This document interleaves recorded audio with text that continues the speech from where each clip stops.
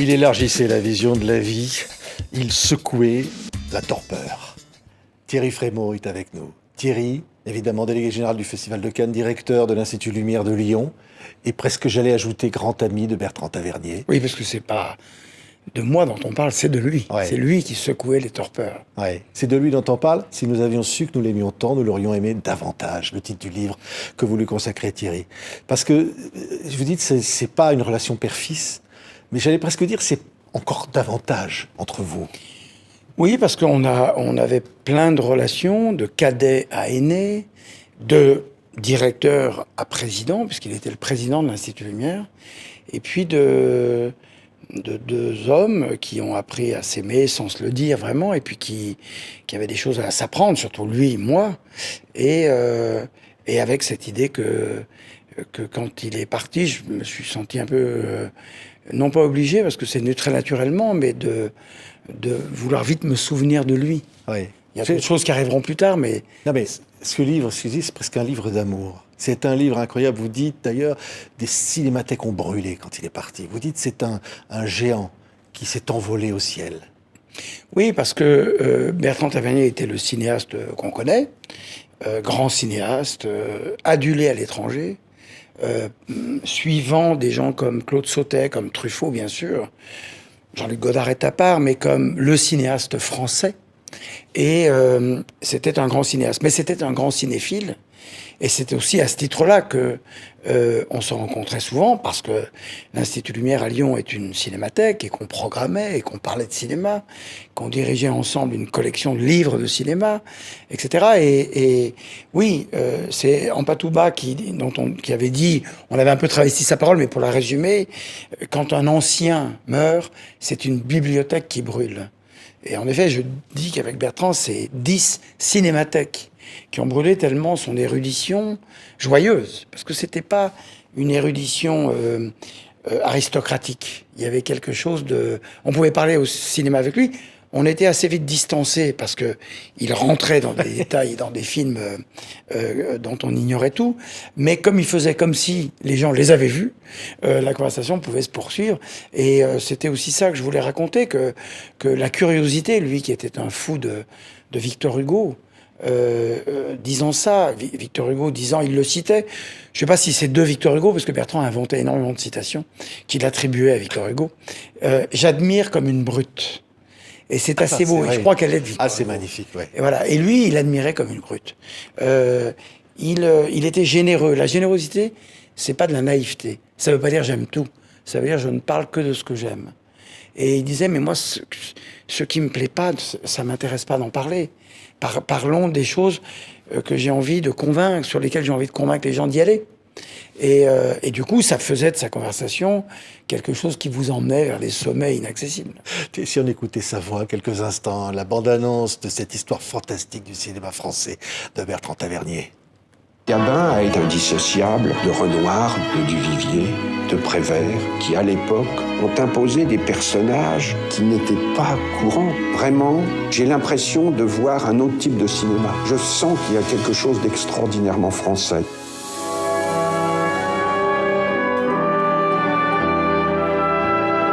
Une seule chose est importante, de faire un pas, même si c'est un tout petit pas. Moi, ce que j'ai de bien, c'est mon gauche.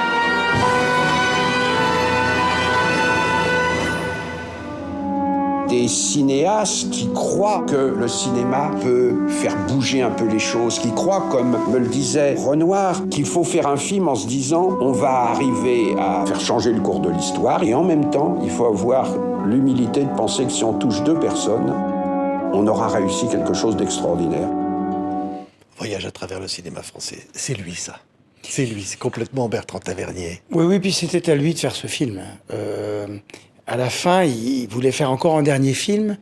Et je raconte ça dans le livre. Secrètement, j'espérais qu'il n'y parvienne pas, très égoïstement, parce que je trouvais formidable qu'un homme comme lui termine sa carrière de cinéaste par un film sur le cinéma des autres, puisque c'est un cinéma qu'il a aussi adoré. Il était capable de faire la différence. Quand il faisait un film à lui, il faisait un film à lui. Mais le reste de son existence, c'était le film des autres. D'ailleurs, on a fait plusieurs entretiens, et l'un s'appelle « Les films des autres ». Ouais. Et c'est assez beau, quand on peut imaginer ce que peut être parfois, y compris la concurrence, voire la jalousie. Et pour certains cinéastes, un certain ressentiment. Lui, jamais. Il n'était pas là-dessus. Et c'est assez beau parce qu'en plus, Voyage à travers le cinéma français, qui est un projet que longtemps il n'a pas voulu faire. Il disait mais non, j'ai mes films à faire, etc. Puis un jour, j'ai senti qu'il commençait à retourner sur les traces du cinéma français. Il avait aussi envie de faire comprendre qu'il n'était pas que spécialiste du cinéma américain. On avait fait ce livre qui s'appelait Amis américains. Il voulait quand même se dévouer au cinéma de son pays. Et Voyage à travers le cinéma français se termine rue du Premier Film, à Lyon, là où, à très peu de kilomètres de l'endroit, on a vu un plan là où il est né. Et c'était assez beau, cette boucle qui se bouclait, comme de faire un dernier film rue du Premier Film. Ouais. Mais vous dites d'ailleurs dans ce livre, moi j'habiterai toujours rue du Premier Film. Parce que ce livre aussi, ce que je dis, c'est une histoire d'amitié incroyable entre vous et Bertrand. Vous êtes gamin. Quand vous le rencontrez la première fois, vous travaillez pour Radio Canu, je crois, à Lyon, quelque part, et puis voilà, et à un moment donné, vous dites, je serai bénévole, je veux travailler avec vous à l'Institut Lumière, et c'est comme ça que vous lui amenez un jour une thèse sur le positif, les années lyonnaises, et il y a quelque chose qui se crée comme ça, entre vous Oui, et lui. oui. Alors moi, je l'admirais beaucoup, et c'était un homme plein de doutes. Donc il se sentait bien avec les gens dont il sentait qu'ils aimaient son cinéma. Et moi, c'était mon cas. J'avais grandi dans les années 70, 80 avec son cinéma. Et je trouvais formidable les espèces d'emportements, ces espèces d'anarchisme social. J'ai remontré à Quiberon, il n'y a pas très longtemps, l'Horloger de Saint-Paul. Et je me souvenais plus qu'à la fin du générique, au début du générique de fin, dédié à Jacques Prévert. Et il y avait chez Tavernier une sorte d'anarchisme social, de pacifisme et un mélange de colère et d'ironie qui est tout à fait typique du groupe Octobre, de Prévert et de ces années-là. Et moi, ça me plaisait beaucoup. Et donc, en effet, je voulais l'interviewer parce qu'il avait écrit dans Positif. Et je voulais l'interviewer, qu'il m'en parle. C'était aussi une façon de m'approcher de lui et on ne s'est pas quitté. Ouais. Et alors, comment il parlait des cinéastes? Je vous propose un extrait, c'était au Festival de Cannes, grâce à vous, Thierry, où il rendait hommage à tous les compositeurs de musique de film. Écoutez un extrait, pour juste entendre la voix de Bertrand Tavernier. Un type boit, la musique fait des glou-glou.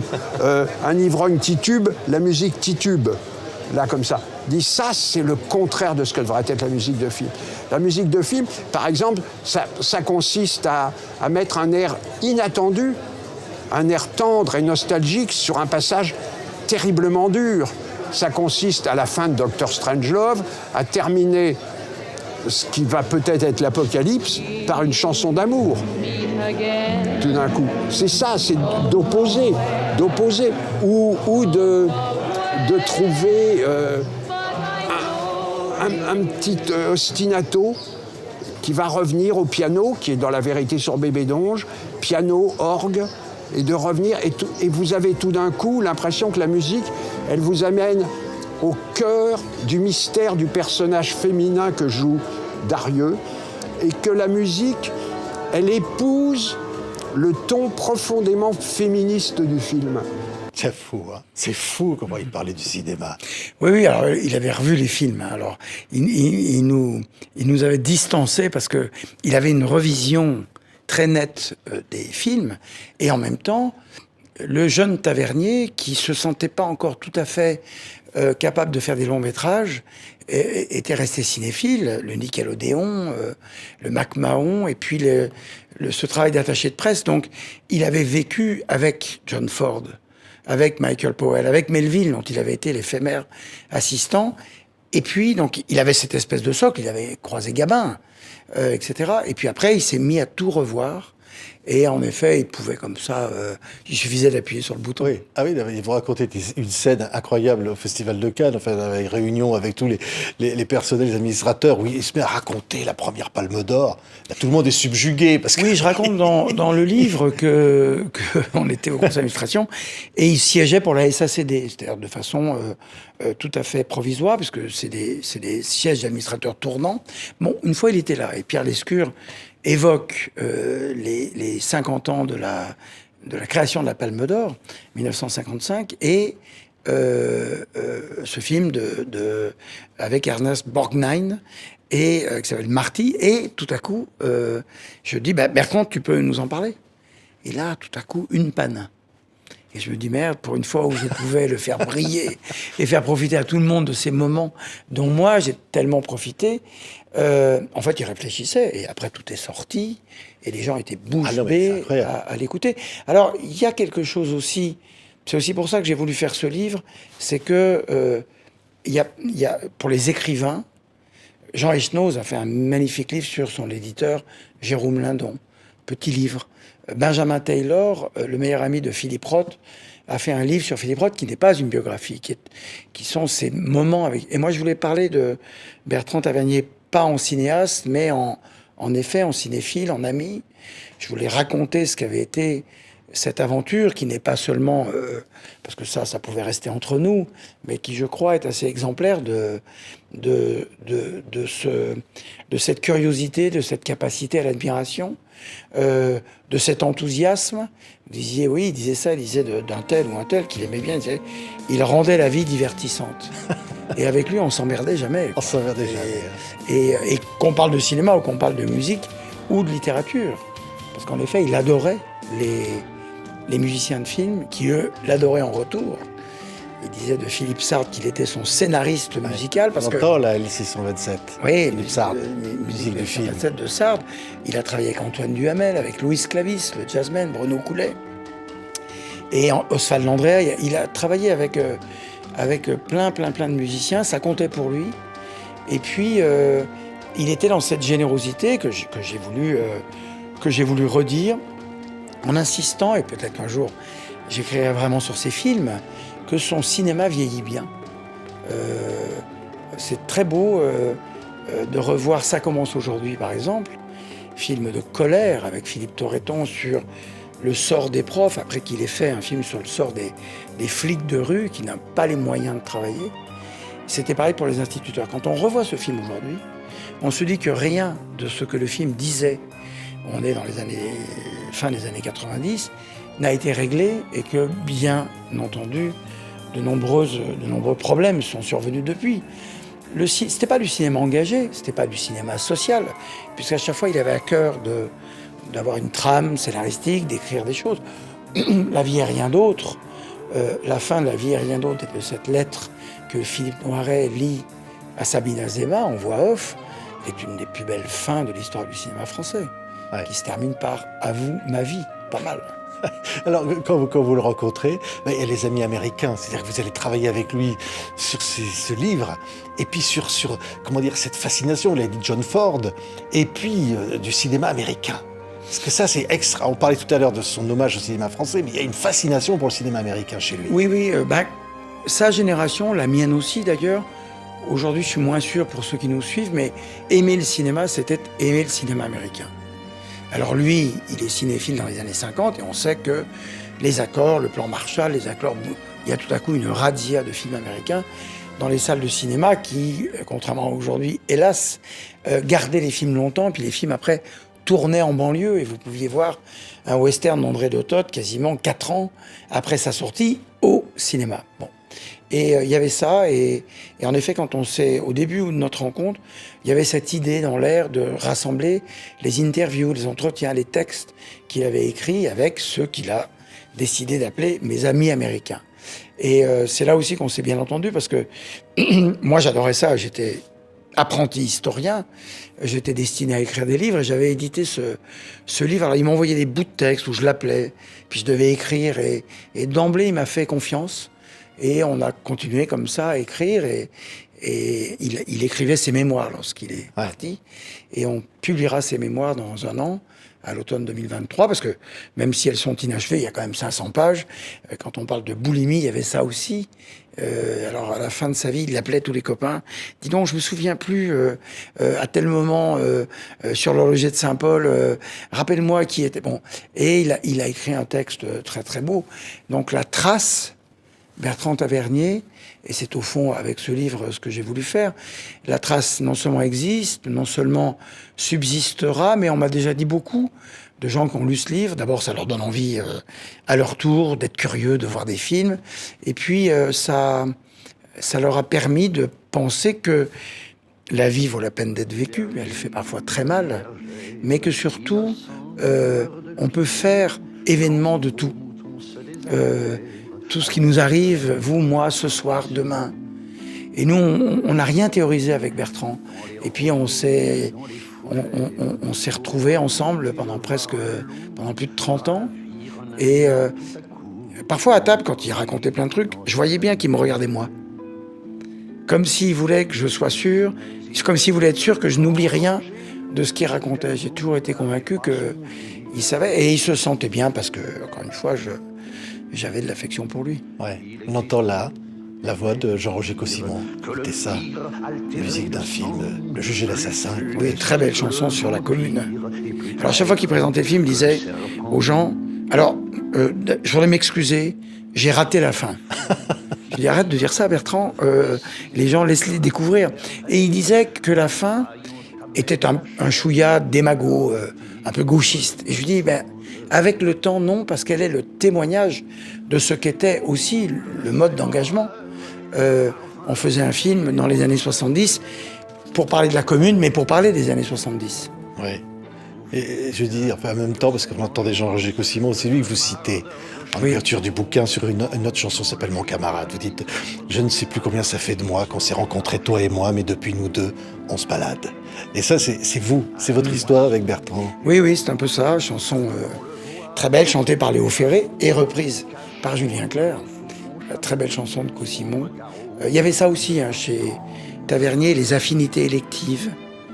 À la fin de sa vie, il parlait beaucoup avec Russell Banks, le grand écrivain américain. Il avait comme ça son travail sur Autour de minuit qui ressort là en copie restaurée avec Herbie Hancock, avec évidemment Dexter Gordon. Cette amitié avec Eddie Mitchell. Il a été le premier à commencer à utiliser Eddie Mitchell de cette façon-là au cinéma, avec cette chanson dans Une semaine de vacances, cette chanson formidable sur le chômage qui s'appelle « Il ne rentre pas ce soir ». Bon. Et il y avait ça. Après, Eddie a aussi fait cette émission La dernière séance. Et il y avait là des discussions entre deux. Encore une fois, question de génération. Ouais.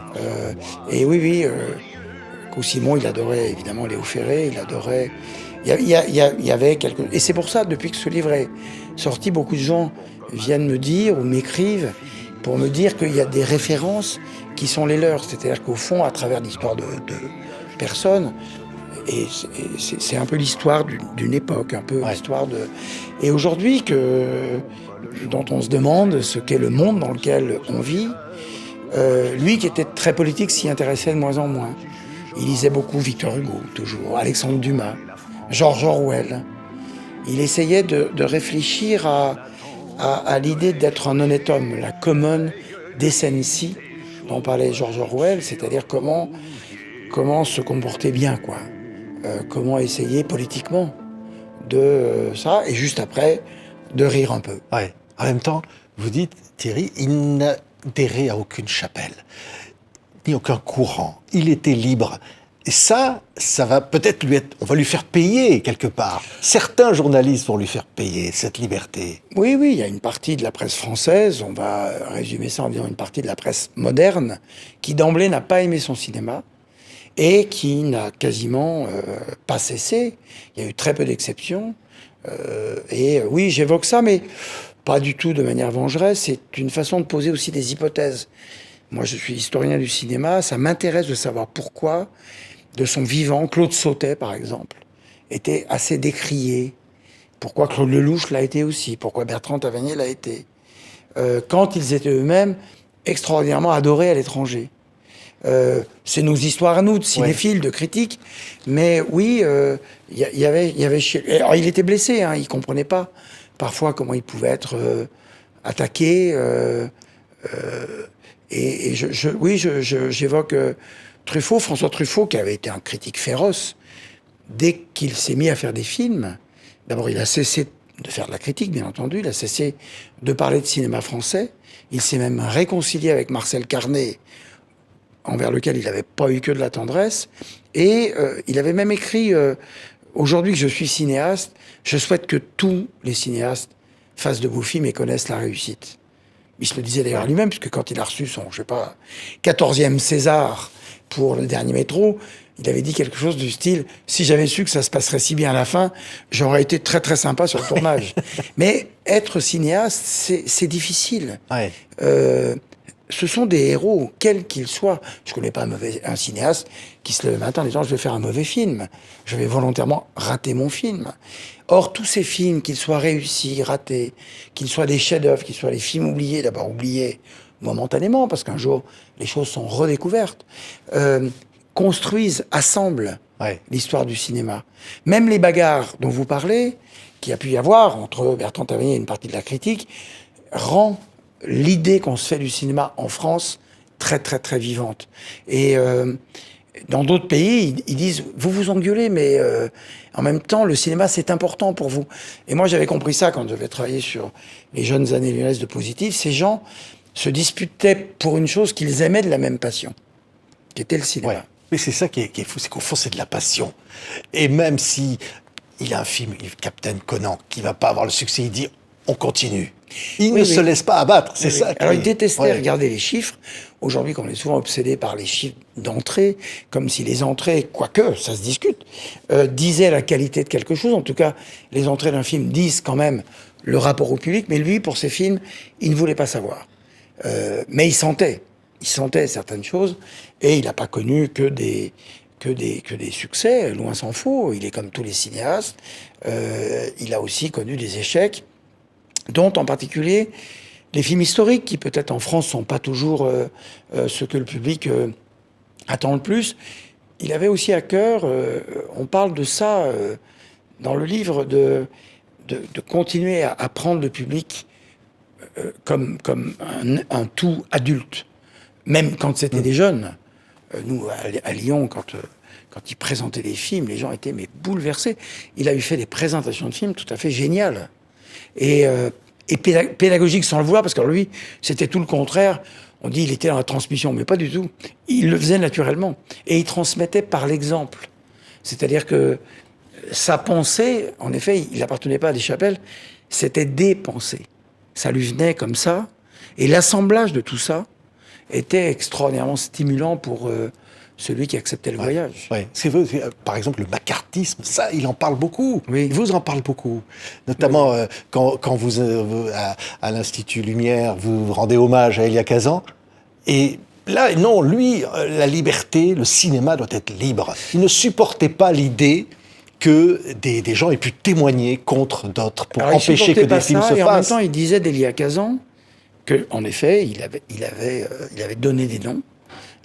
Kazan s'en est défendu maladroitement, mais il disait en même temps, l'œuvre de Kazan, une fois qu'il a témoigné devant la commission des activités anti-américaines, change. Et que la notion de culpabilité, la notion de rapport au collectif devient plus forte dans son œuvre. Donc, quand même, il pardonnait, là où il était, s'il pouvait le faire, à Kazan ça, en raison de la qualité de du travail qui suivait. Mais par exemple, quand Kazan a reçu un Oscar d'honneur à Hollywood, défendu par Bob De Niro, par Martin Scorsese, qui avait travaillé avec lui, Bertrand disait « J'aurais été avec eux, mais j'aurais proposé quand même à l'Académie des Oscars qu'ils rendent hommage d'abord à toutes les victimes de la liste noire. » Donc, et j'espère, encore une fois, il y a des gens qui m'ont dit ça, mais que ça donne des exemples de faisons dans la nuance. Par exemple, L'Horloger de Saint-Paul, son premier film, est l'histoire de Philippe Noiret, qui est père d'un enfant, enfin d'un ado, qui a tué un homme. Et il va essayer de comprendre. Donc c'est tout le contraire d'aujourd'hui. Aujourd'hui, on n'essaie pas de comprendre, on juge et on condamne, avant de savoir, de connaître. Et tout le film est ça. Et ce plan magnifique en contre-plongée à la fin, en panoramique qui arrive sous le visage de Noiret en train de témoigner au procès, en disant « je suis totalement et définitivement solidaire de mon fils », puisqu'en plus, on apprend... Bon, bref, je vais pas raconter le film aux téléspectateurs. C'est assez beau. Et penser de manière un peu différente, ça lui plaisait bien quand même. Ouais. Il pouvait même parfois être de mauvaise foi, à force de vouloir penser pas comme les autres. Mais c'est rassurant. Comme l'idée d'ailleurs de penser le cinéma d'une façon, comme vous disiez, libre, personnelle. Et la grande ivresse de « est-ce que je me serais pas trompé ?» Ce film, parce que lui il avait écrit des trucs, donc il disait « j'ai écrit ça, j'ai été con, j'ai revu le film ». Et il refaisait ses avis. Dans 100 ans de cinéma américain, qu'on va également publier de façon définitivement posthume, puisque Jean-Pierre Coursaudon aussi est mort, mais il y a des textes très extraordinaires. Il y a ça, il y a ah, j'écrivais ça il y a 20 ans, alors je voulais... Et il dit, en toute transparence, j'ai revu et je me suis trompé sur ça. Ça, c'est beau, plutôt que de dire non, mais ce que j'ai dit est vrai une bonne fois pour toutes. C'est pas vrai, d'abord. Un film, vous n'êtes pas la même personne selon que vous voyez un film à 15 ans, à 30 ans ou à 50 ans. Merci Thierry. On a l'impression qu'on va entendre de la musique s'échapper d'une fenêtre à Lyon. C'est Bertrand qui écoute du jazz et qu'il est toujours là. Et c'est tellement émouvant d'imaginer votre première rencontre, première fois que vous avez vu le film des Lumières, la sortie des usines avec lui, et que votre vie peut-être a changé. À Oui. tout jamais, vous, Thierry.